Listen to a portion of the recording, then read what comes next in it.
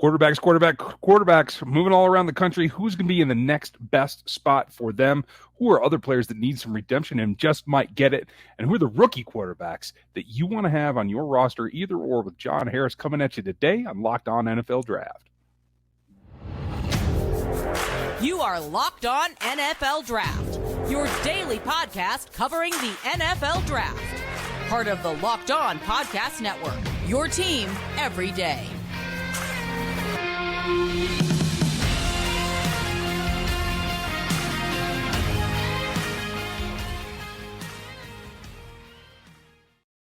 Welcome to another episode of the Locked On NFL Draft Show. I'm your host, former NFL and AFL defensive back, Eric Crocker. And of course, as always, I'm joined by my co-host, Ryan Tracy from Rogue Analytics. And y'all know what it is, man. It's Wednesday. So we got our guy, John Harris from footballtakeover.com. And of course, he also covers a team in Texas, Houston, Texas.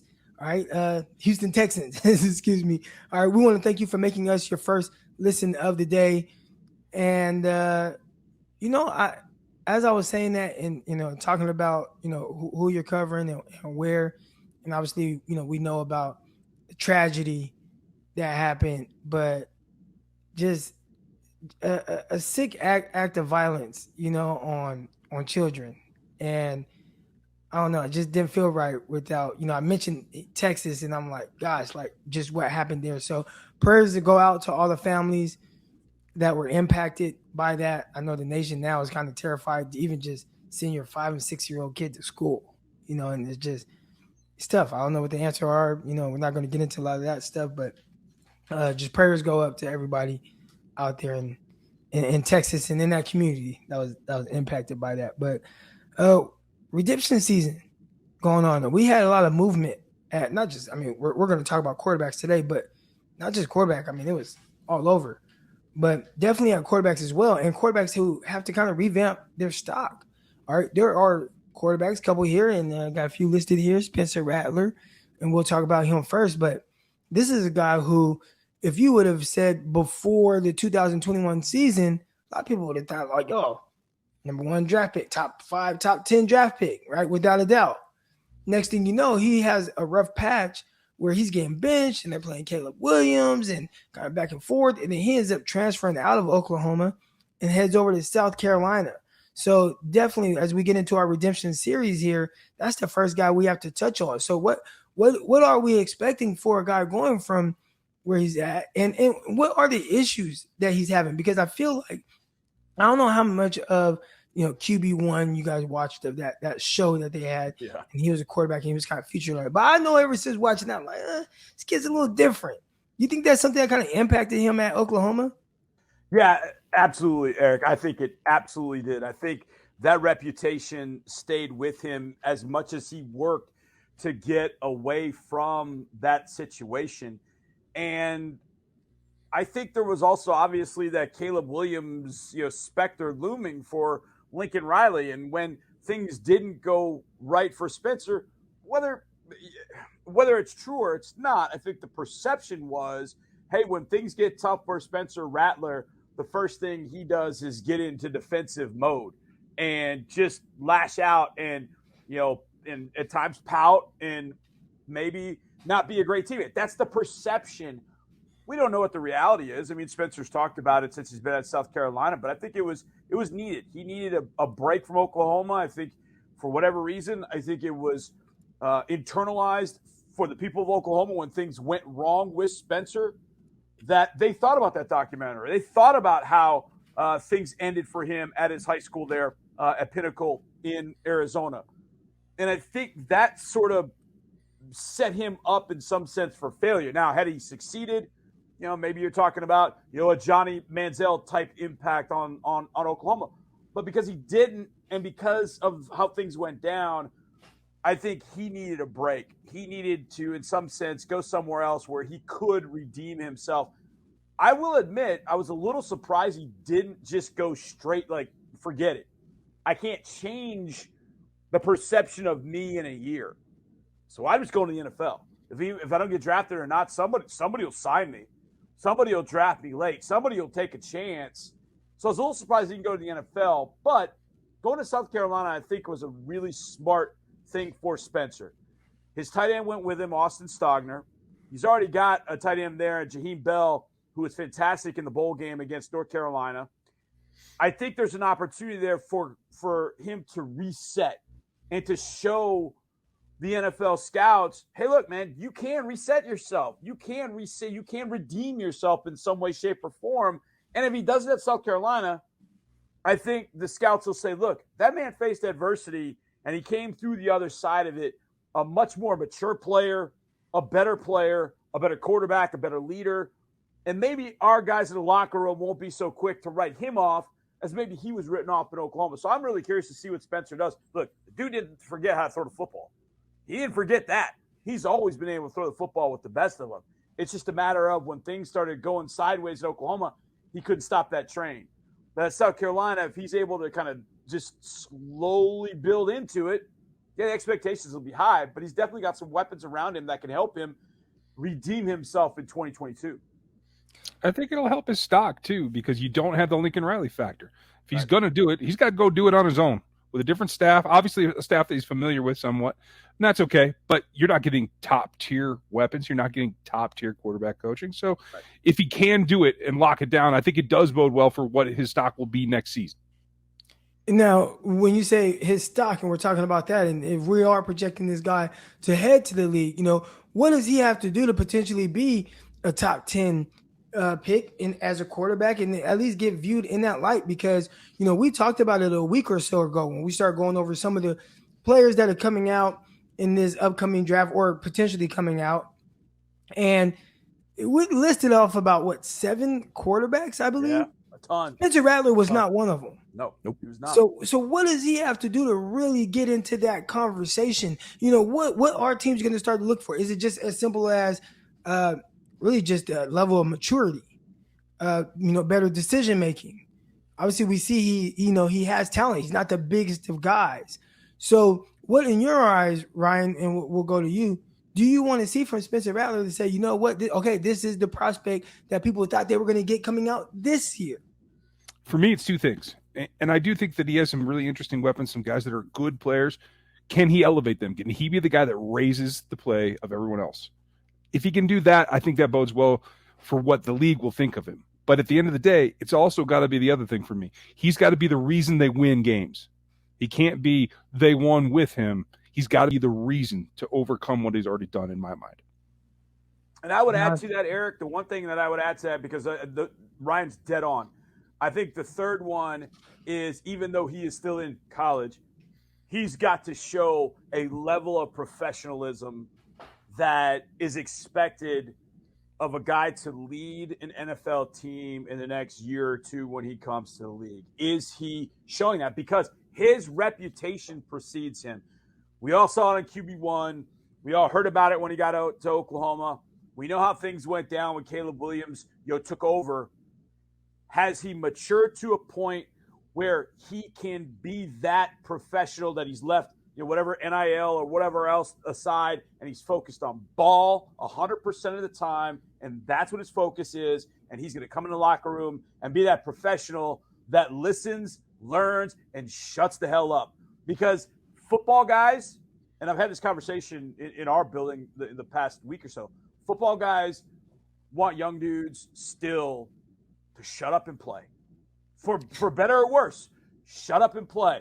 When you prove you can play, you'll get the respect of the vets, and then, okay, at that point, we got you. And Davis Mills, in our building, I think is a great example of that. I saw him in the first 4 or 5 games. Now, Davis doesn't say a whole lot anyways, but he wasn't playing exceptionally well. When he got back in the starting lineup for the last 5 or 6 games, he started showing the vets, hey, man, that dude is pretty tough.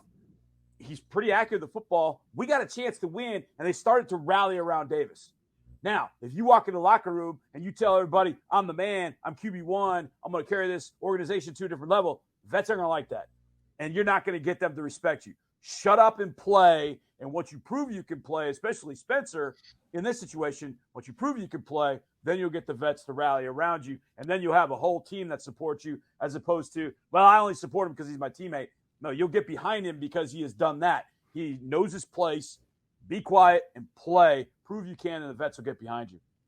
Yeah, there's going to be a lot of that. And not just from Spencer Rattler. There are some other quarterbacks that we're going to get to right now that have to also prove that they can play on the field. So that's coming up next. But first, we definitely want to talk to you a little bit about our friends over at Athletic Greens. All right. Athletic Greens, guys. I mean, you talk about gut health and some of the things that, is really important when it comes to that. That's something that I've started to pay a little bit more attention to as well. I have a wife. She's a registered nurse. So she talks about gut health and how important it is. And AG1, that's the one thing that you can consume on a daily basis that's definitely going to help improve that. All right. I personally love it because, the taste of it, not bad there. It's easy. I have the droplets. I put those in my mouth first when I first wake up. And then I go ahead and have a little bit of that shake. I take some of the powder, put it in about 8 ounces of water. It goes down smooth, and I got my daily vitamins that I need for the day. All right. It's a lifestyle, and it's very friendly. Whether you eat, whatever diet you have, paleo, vegan, dairy-free, gluten, it's going to help with all that. It contains less than 1 gram of sugar. All right. No GMOs, no nasty chemical or artificially anything in there. All right. While, it's still tasting solid, and it supports better sleep quality, recovery supports, mental clarity, alertness. All those things are definitely much more on point since I've started to take AG1. All right. People take some kind of multivitamin, and it's important to choose the one that's, high quality and has the right ingredients that your body will actually absorb. And AG1, it's a small micro habit with big benefits. It's the one thing that you can do every single day to take care of yourself. And your subscription comes with a year's supply of vitamin D, which is so important to add these days, especially during the cold months, the warm months, depending on the state that you live in. And it doesn't get much better than this. All right, right now it's time to reclaim your health and arm your immune system with the convenient daily nutrition. It's just 1 scoop in a cup of water every single day. That's it. Just 1 scoop. All right. No need for a million different pills or supplements to look out for your health. All right. You need AG1. And right now, to make it easy, Athletic Greens is going to give you a free 1-year supply of immune system supporting vitamin D and 5 free travel packets with your first purchase. All you have to do is visit athleticgreens.com/NFL network. Again, that is athleticgreens.com/NFL network to take ownership over your health and pick up the ultimate daily nutritional insurance. All right, guys, we want to thank you for making us your first listen of the day. And, Locked On Network, they have everything that you need, all sports covering your favorite team 5 days a week. So let's get into it, guys. Got another quarterback here on the docket that we wanted to talk today. Keaton Slovis, another guy. I remember sending out a message, a tweet over a year ago now around this time. I'm like, okay, who's the better quarterback out of these guys? And Keaton Slovis, he was one of the guys that I mentioned. Jaden Daniels, he was another guy I mentioned. There's also DTR. He was over there in the Pac-12. And I guess none of those guys really kind of took that next step to really make themselves a better prospect. And we didn't even talk about Jaden Daniels, how he transferred from Arizona State to LSU. That's another guy that definitely has to redeem himself. But Keaton Slovis going from USC to Pittsburgh. And obviously right off the bat, he loses a premier weapon in Jordan Addison. So, John, I want you to, kind of talk us through how will losing a guy like Jordan Addison to USC, it's almost like they just swapped schools, right? But you lose Jordan Addison, a premier weapon, 100 receptions, 1,600-yard receiver, 17 receiving touchdowns. And then now, I still have to play at the highest level to hopefully improve my draft stock. What are you expecting to see from our guy, Keaton Slovis? Well, I think one of the things that, losing Jordan Addison's, one thing. Losing Mark Whipple's another. Now, that happened before Slovis ended up going to Pitt, I believe. But Mark Whipple did a great, great, great job. He is an alum of the greatest university on the face of this earth, Brown University. So I love me some Mark Whipple, but he did a great job with Kenny Pickett at Pitt. And that, we have a couple of friends of mine that are local hosts, and they always chuckle at, nobody's talking about guy. Well, nobody's talking about the impact of Mark Whipple not being there for Keaton Slovis this year. But that said, I feel bad for Keaton Slovis because the last couple of years, I thought Graham Harrell's going to end up being a good coach. But, from having the opportunity for Lincoln Riley, which he wasn't going to be a fit because Riley wanted to bring in Caleb Williams. If Williams wasn't a factor, I'd be curious to see what Slovis is going to be able to do with Lincoln Riley. But I think Slovis has to go to Pitt. Okay, there's no Jordan Addison. At least there's time, and he spent the spring throwing to a lot of guys not named Jordan Addison. And I know the timing of it is tough. Addison leaves now, and you don't know. But Slovis has to do what he did at USC, and that was deliver. He doesn't have the greatest arm, but he can be very accurate with the football. Deliver the football to the open guy. Whoa, easy, John. Don't get too crazy with that analysis, but that's really what it is for Slovis. He's not going to wow you with arm strength. He is not going to be able to, look at that Malik Willis throw. No, that's not him. His game is delivering the football to his guys and letting them make plays up the field. Throwing the ball to Drake London, putting it where Drake London could go get it on 50-50 balls. To his slot receivers, Amon-Ra St. Brown was there. He get him the ball in the slot and then let St. Brown do things after the catch. Slovis isn't going to wow you with any physical traits. But what he can wow you with is his quickness with delivery, the accuracy with ball placement, and those things. And in Pitt, that does get a little sketchy near the end of the year because the weather starts changing, and oh boy, that can get a little dicey. But if Slovis gets into a rhythm with what he's got on campus, I think he'll be able to weather the storm without Jordan Addison. Does it hurt? Sure. I mean, you lose an All-American receiver, of course, it's going to hurt. But if Slovis is all that, a bag of chips, then I think he's going to be able to show that he could survive without him. And to our point about Spencer Rattler, I think the scouts are going to understand that for Rattler, the adversity was leaving Oklahoma and having to sort of reinvent himself, redeem himself at South Carolina. I think for Slovis, it's, okay, your redemption season is you left USC to go to Pitt thinking you would have Addison. You don't. How can you then show us that you can deal with that adversity? And if you can deal with that, hey, they won't be interested in you at that point to come to the NFL. And Pittsburgh also lost Brendan Marion, who was a big part of that receiver group and getting those receivers, right over there. He left to Texas, he's in Austin now for the Longhorns, coaching there, and he's trying to get Jordan Addison there. It didn't quite work, but Ryan, what are you looking to see from Keaton Slovis? Just take what you can take. Be what you can be, so you can show the NFL what you're going to bring into their rooms. Like you said, be accurate.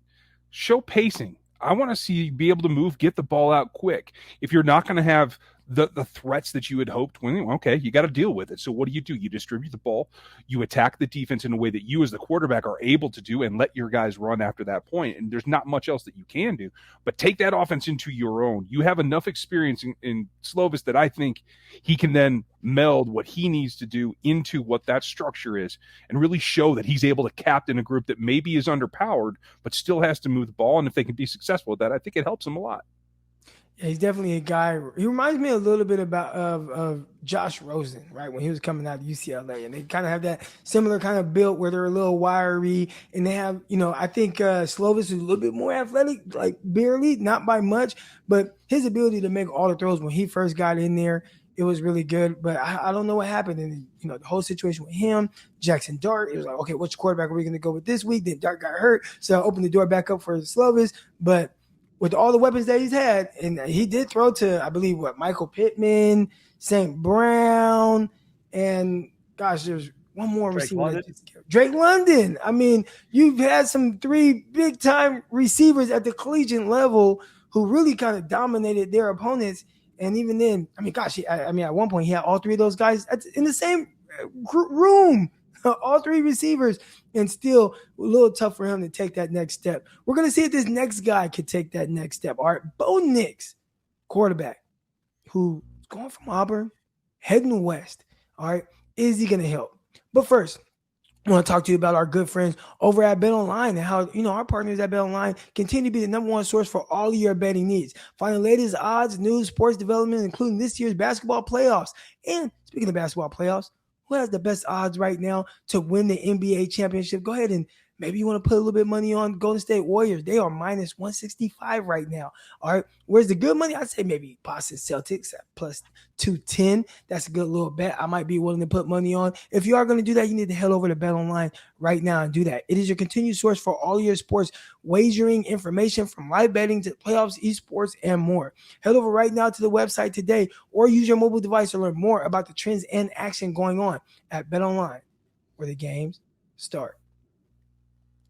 All right, so we are down to our last guy that we wanted to discuss, Beau Nicks.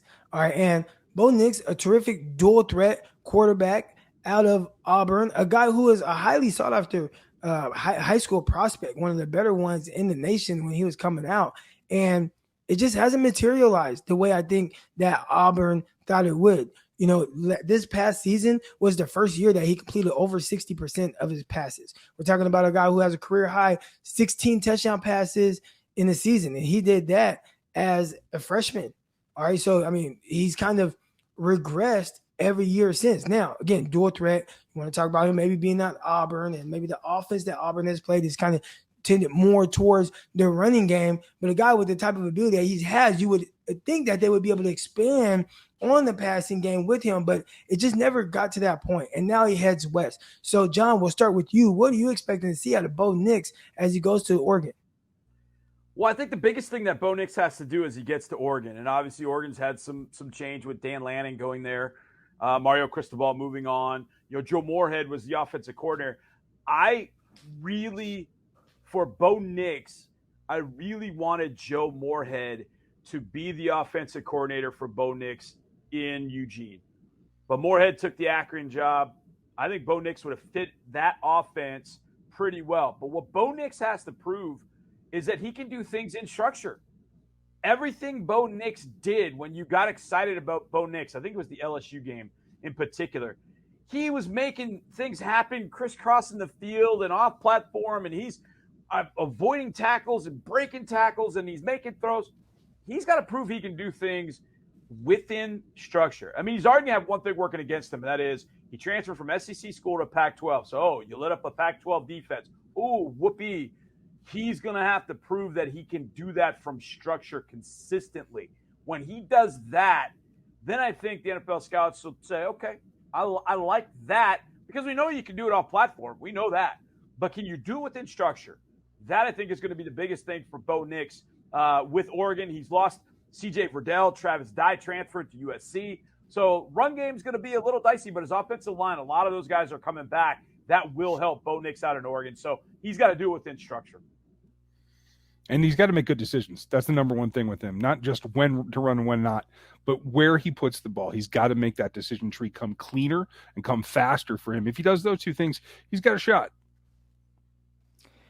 I mean, those are the things that he has to hope to continue to improve on. And that's what the NFL wants to see, right? This is all about guys heading, redemption, right? Like, how are they going to improve on wherever their draft stock is, and what forced them to leave their universities in the first place? I think Beau Nicks is a guy who possesses all the talent in the world, from, like height, weight, speed type guy, the athleticism that's there, having the big arm. There's one player I just can't get out of my head. He was playing against, I believe it was Alabama, rolling out to his left. And he just made this perfect throw on a move to his left. I don't even know how he got the ball out of there, but it was like the quickest of releases. Dropped the ball in there at the most perfect spot. But can you be more consistent doing those things? Because every quarterback can do it, right? Every quarterback can show you that they can make the different type of throws that are necessary to be able to play at the NFL level. But how consistent can you be at it? I think that's the one area where Beau Nicks, he's definitely going to have to improve on. Now, are we going to see a new look run game from Oregon, or a new look passing game? I mean, we saw some of the struggles that they had at the quarterback position last season, where, I mean, that was a team that was primed to be able to, legitimately dominate. And I think the quarterback kind of held them back just a little bit, to the tune of them really getting their butts kicked later in the year. Can Beau Nicks kind of help put them over the hump? Because right now, I think a lot of people are circling USC Trojans as a team that's going to win the Pac-12. I mean, they're new. They have a lot of moving pieces. I think Oregon still should be in place. I know they lost Cristobal, but they should still be, looking to really kind of dominate the Pac-12. Do you see that happening, Ryan? I don't. At the end of the day, I don't. I need to see it. I'm hopeful, but I'm not confident. So show me something. It's got to be something that's proven. I'm not going to buy into it yet, but I will say that I am hopeful for it. And John?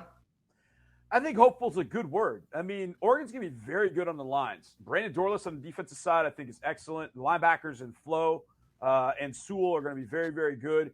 But Beau Nicks is the one piece that can put them over the top. And if he's consistent within structure and makes good decisions, Oregon could be very, very good. But again, it's a defensive-minded head coach, and that always impacts in offense, especially in the first year.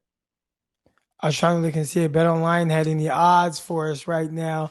Not seeing anything just yet, but that'll definitely be something to keep an eye on in this football season. See, hey, who is going to win the Pac-12, SEC, all these conferences and more. We're going to talk about a lot of that stuff in the upcoming weeks. But that's going to do it for this episode of Locked On NFL Draft. We want to thank you for really joining us today. Make sure you like, subscribe, leave reviews, all that good stuff there. From John Harris, Eric Crocker, Ryan Tracy. We will see y'all tomorrow. Peace.